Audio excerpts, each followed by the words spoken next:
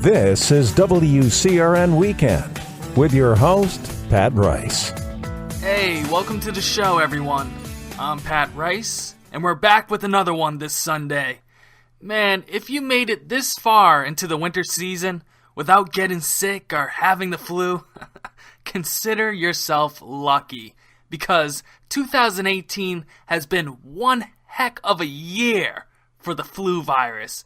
The flu virus has gotten around, and it's getting kind of scary. The flu has affected so many people this year. Children have passed away from it. Even people in their mid-40s and 50s have passed away from the virus. It's super powerful, and it seems like vaccines can't even stop it. I hope none of you were sick for Valentine's Day, but, you know, for the guys, that could be a good excuse to not cook and to be able to go and lay down in bed after work and have a few beers. Don't tell the wifey that, but...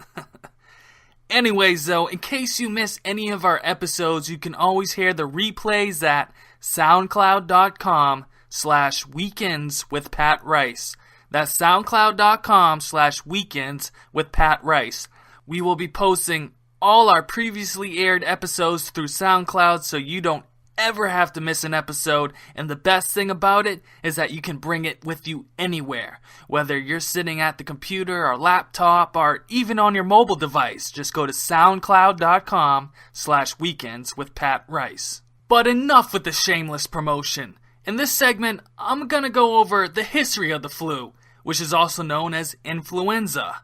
And did you know that there's 3 types of the influenza virus? There's type A, type B, and guess this one, type C.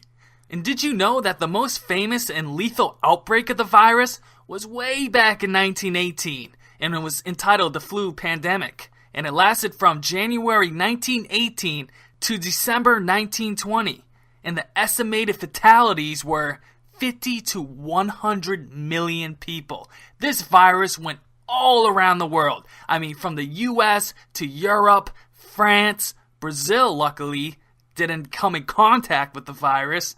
It was bad. So bad that this pandemic lasted for 3 years. Can you imagine that? Usually, we're so used to the flu just coming around the winter season, late fall. It lasts for 3 to 4 months, so then it's out of here. It's summertime, spring, woo! Spring break, the groundhog saw its shadow or didn't. I still can't even tell you when it's good or bad if the groundhog sees its shadow or not. But anyways, that's besides the point.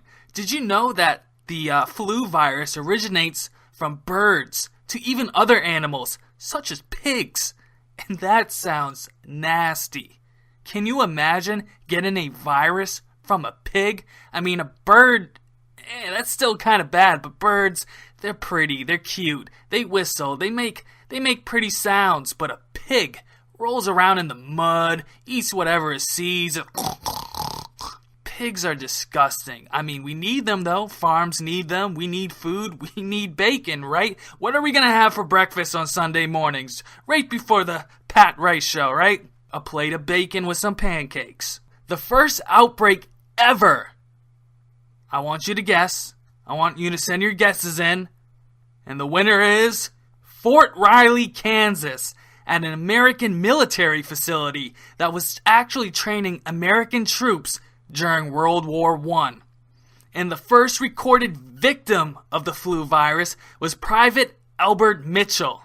And then this virus spreaded through the military. And many said it was due to the massive troop movements for World War I, which made the virus worse, and more got contagious due to soldiers being malnourished. And the stress of the war, the virus was easily spreaded among the soldiers. Though some studies go against this story and say the influenza virus originated in Austria in 1917. But the main outbreak, to be exact, it was January 1918 the flu virus was started in Kansas. And by March 1918, it was in Queens, New York. It traveled all the way from the Midwest to the East Coast. And then in August 1918, a even more harmful strain made its way into Boston. Then by that point, the flu basically went worldwide to France, Ireland, and 10 to 20% that were infected with the virus died, mostly young adults. But that isn't it. There wasn't just one wave of the flu virus in 1918, there was a second wave of the pandemic which struck in late 1918, and it was the deadliest. And due to this pandemic, society began to see the outrageous effects of increased rates of physical disabilities, lower income because people couldn't work, they were sick, lower socioeconomic statuses, and higher transfer payments compared with other birth cohorts. And now, can you imagine? This is the first time that the US and the world experienced some kind of virus like the flu. Yeah, there was the Black Plague and all that other stuff, but this was the first time the flu rocked the nation. And you can't even imagine what doctors were like back then. I mean, we had some great geniuses back in the day, like Albert Einstein, some great doctors, I can't name them off the top of my head, but nothing like the technology and medicine that we have nowadays. So these guys didn't have vaccines. They couldn't go to the hospital and be like, shoot me up with the flu shot.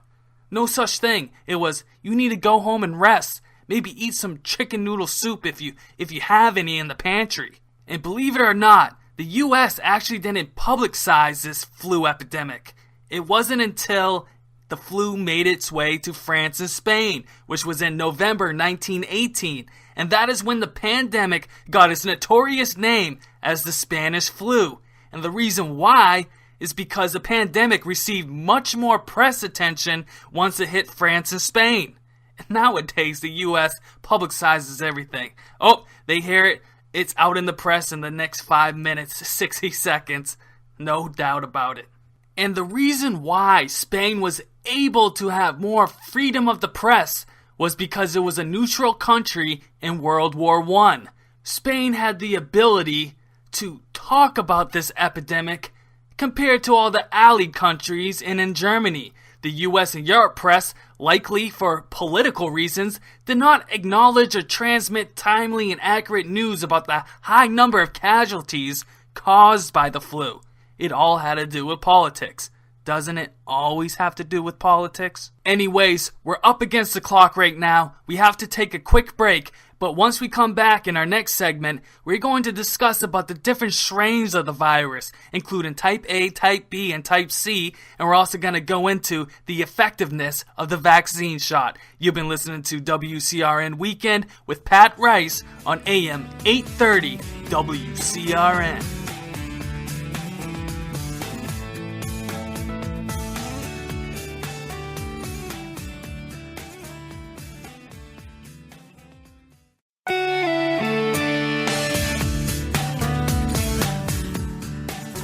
You're listening to WCRN Weekend.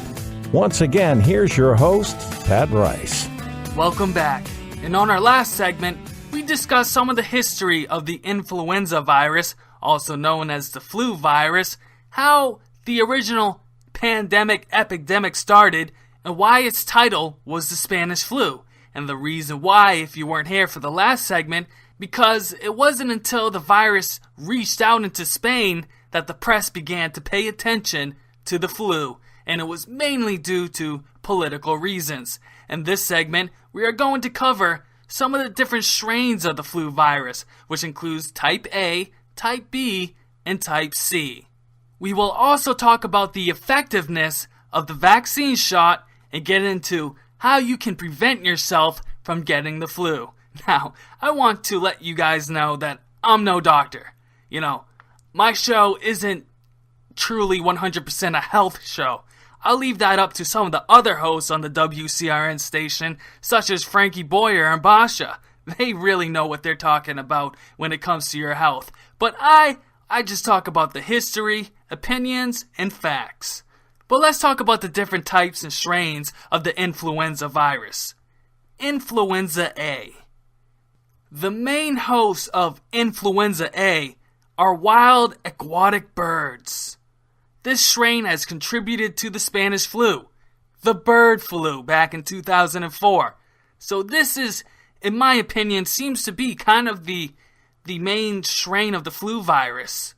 and it is also one of the most harmful, most powerful strains. Now, influenza B comes from seals and ferrets.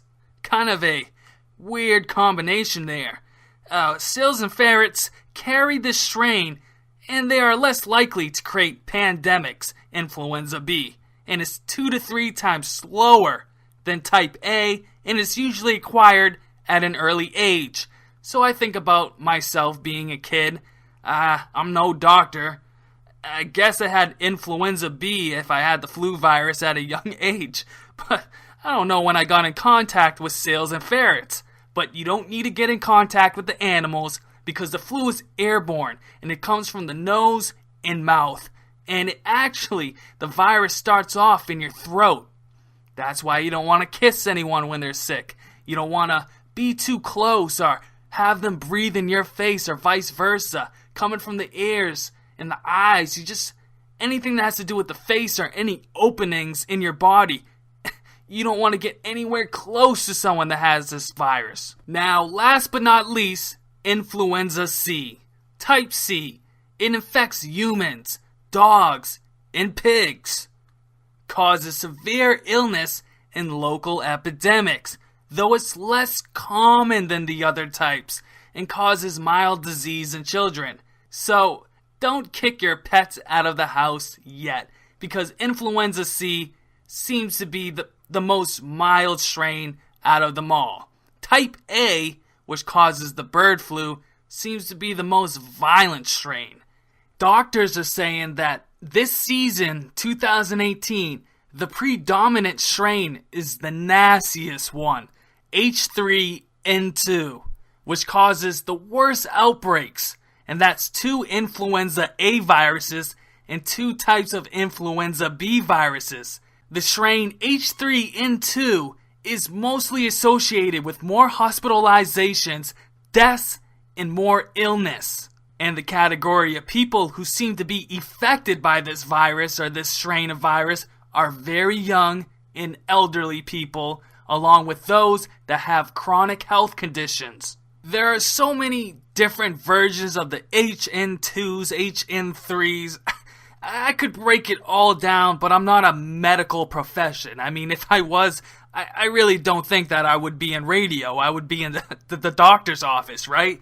But anyways, it's a known fact that the flu vaccine is always recommended, but it's not always effective.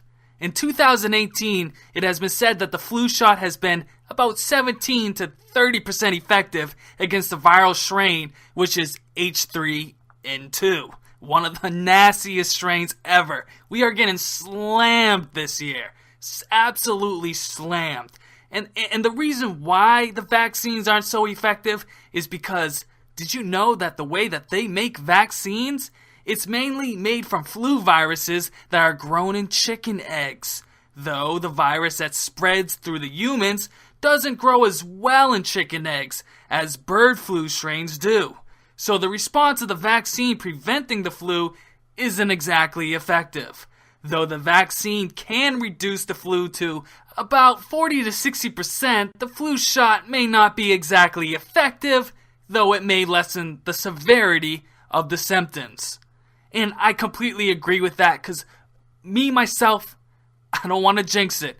I did not get the flu shot this season. But I'm going to tell you a couple of secrets on how to avoid getting the flu shot, but also avoid getting the flu. The past few times when I got the flu shot, about a month later, I ended up sick as a dog with the flu. Basically, the vaccine, the flu shot, injects you with dead flu cells, and it kind of makes your body a little bit more immune to the virus. Either way, if you feel like you're coming on with something, you feel a little bit under the weather, and you think it might be the flu, here are the usual flu symptoms, and they basically stay the same for every season. The flu is the flu. It isn't like one year you get this, and then the next year you get that. It's the same thing every time, but it can vary in severity. In general, people who have the flu often feel some or most of these symptoms.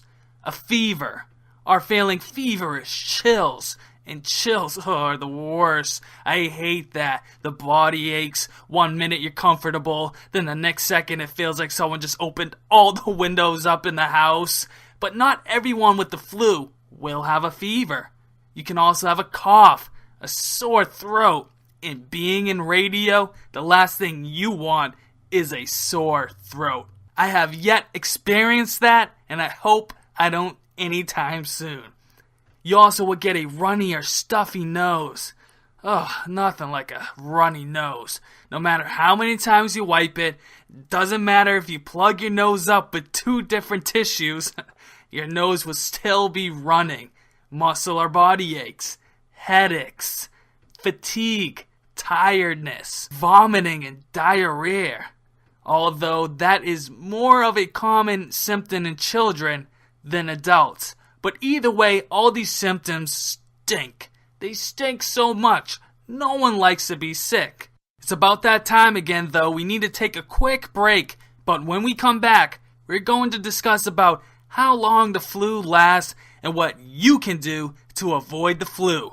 You've been listening to WCRN Weekend with Pat Rice on AM 830 WCRN.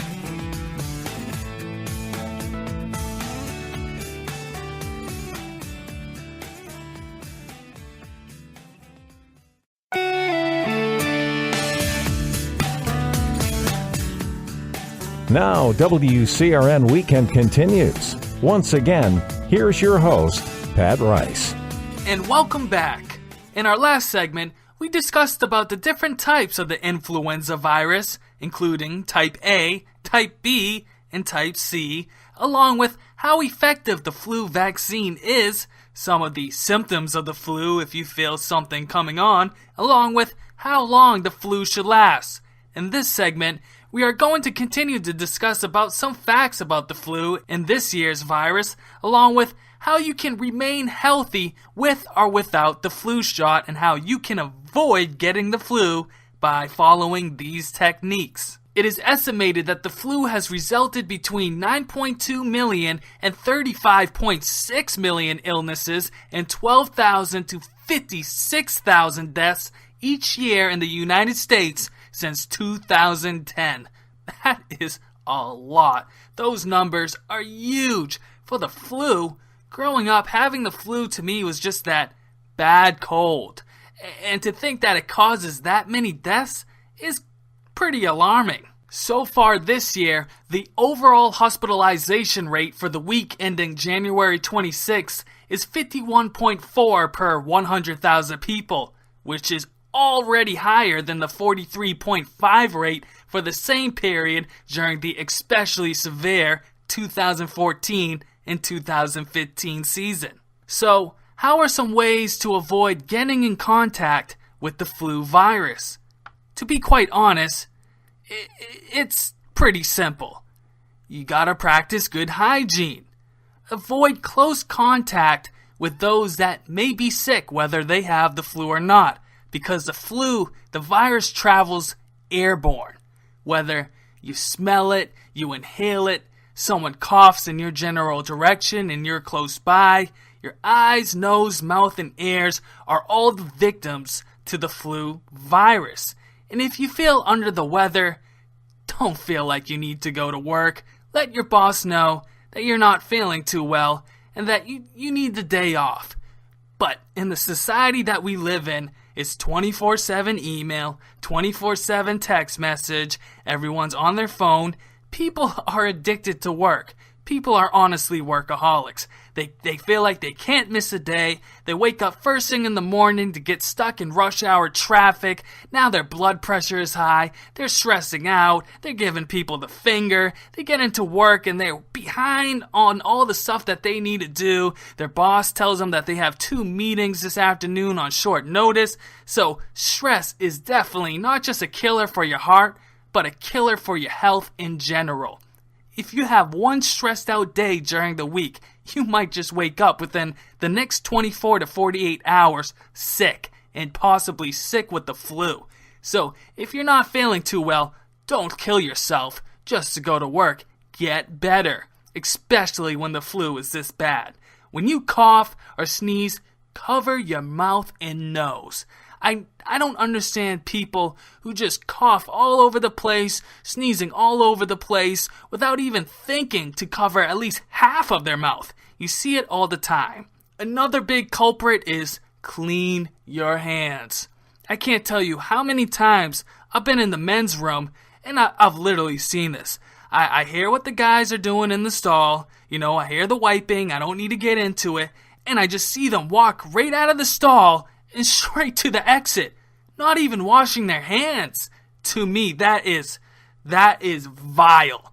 That is disgusting. I almost want to go track that person down and be like, hey, buddy, before you go anywhere else, wash your hands. I didn't see you wash your hands. That's disgusting. You trying to get everyone sick? When I see that, I'm opening the door with my pinky. And another way to avoid getting any kind of sickness or illness is avoid touching your eyes, nose, or mouth. Those are the 3 culprits that will let viruses enter into your immune system, into your body. Trust me, it's hard. I've had that eye itch, and I know my hand's been touching everything at work or in public places, and I'm not trying to itch my eyes, so my eyes like fluttering all over the place, and it's so itchy, and I'm like, this is torture right now. Please don't do it. If you do it, maybe use the inside of your sleeve. Anything, because things are dirty, especially in the winter season. A couple of other important things to make sure that you stay healthy through a rough, cold flu season is get plenty of sleep. In this society, people, we work ourselves to death. After work, we want to stay up, enjoy ourselves, watch our favorite show at 9 p.m. prime time. Hey, if you don't feel like it and you're tired, your body's telling you something. Go to sleep. We are recommended to have 8 hours of sleep. They used to say 6 hours of sleep, but that is false. 6 hours of sleep is not enough. People say sleep is the cousin of death. No, not having sleep is the cousin of death. Because you know what it's like when you don't get enough sleep and you wake up and you gotta bust your back for a 6-8 hour day. By the end of the day, you feel like complete crap. Sometimes you even feel like you're coming down with something. It's just that you're really tired, your immune system is off, you need rest, and you need REM sleep. That is what prevents you from getting sick. A nice rested mind, body, and soul. And like for most of us, this is the hard one. Exercise. We sit all day at a desk. Whether you drive a truck or you sit at a desk, there are many hours of sitting. And being still, working at a computer, emails rule the nation now. Get that 20 minutes of jogging or walking. Get that half hour doing some kind of exercise. Keep your body going and moving.